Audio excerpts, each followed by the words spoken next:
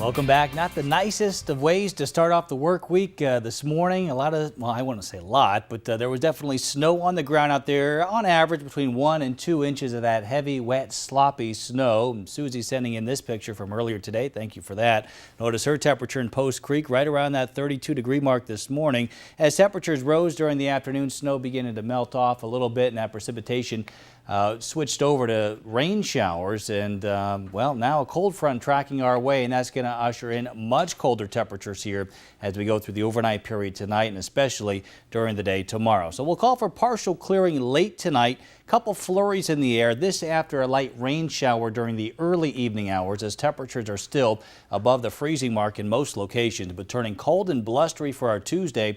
Temperatures struggling just to get to the mid-20s for high temperatures, and add those gusty winds out of the west and southwest to near 30-35 miles an hour. We'll have wind chills at times tomorrow in the single digits, and then significant lake effects heading up to our west, and we'll show you what areas are going to get hit hard with that in just a second. But as we look outside right now with our Crystal City Sky Cam, notice some wet roadways out there. Use caution if you're traveling late tonight, as temperatures will drop actually through the 20s and the teens, and anything wet obviously will tend to freeze over. 37 currently in Corning, 39 in Elmira, 35 in Spencer down towards the valley. Also looking at temperatures in the mid-30s. Towanda coming in with a temperature of 39 degrees. So the rain that we had earlier today pushing off towards the north and east, and much colder weather pushing down from the Great Lakes region. Lake effects starting to kick up there, and notice the temperatures off towards the west. Detroit down into the mid-20s, Chicago 15 right now.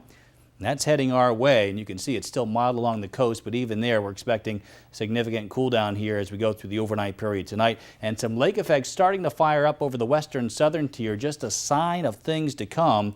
We're looking at lake effect snow warnings for all these dark shaded blue areas, and they're going to get quite a bit of snow here over the next day or two. Notice not much adding up here in the Twin Tiers. We're going to be too far east out of that lake effect, but here as we go through Tuesday and into Wednesday, there will be some areas coming close to 30 inches of snow.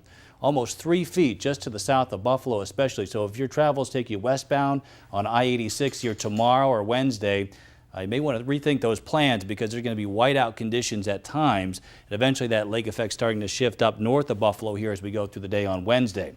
For us here in the Twin Tiers, again, maybe a flurry in the air tonight. That's about it. Temperatures down to the mid-teens and struggling just to get into the mid-20s for high temperatures tomorrow.